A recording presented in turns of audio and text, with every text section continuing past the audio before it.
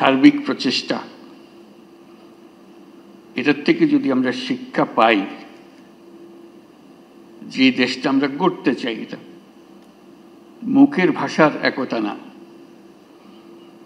যেটা বললাম ভুলে গেলাম ওরকম না, গভীরভাবে যেখানে আসবে, আমাদের তরুণরা শিখে আসবে, এই দেশ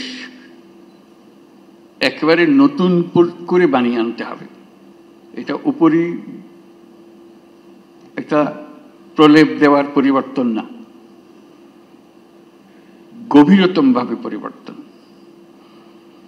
সে গভীরতম পরিবর্তন যদি না করি, যে স্বৈরাচারের বিরুদ্ধে আজকে আমরা কথা বলছি, আবার ঘুরে ফিরে এসে চলে আসবে, এক ভঙ্গিতে না এক ভঙ্গিতে চলে আসবে। যতই আমরা আইন কানুন সামাল দিই, যতই সংস্কার করি,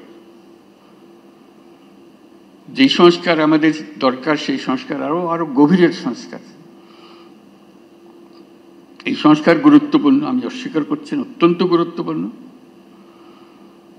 কিন্তু আমার আবেদন হচ্ছে,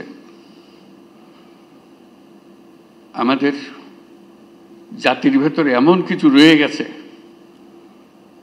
যেটা যত শাস্তি দিই, যত কিছু দিই, ওইটা বোধহয় ওইটার বীজ বোধহয় আমাদের মধ্যে থেকে যাবে।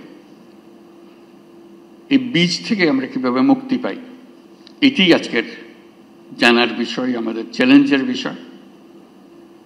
এটা কয়েকটা কাগজের সংস্কার না, এটা মনের গভীরতর জায়গার সংস্কার। মানুষ হিসেবে আমাদেরকে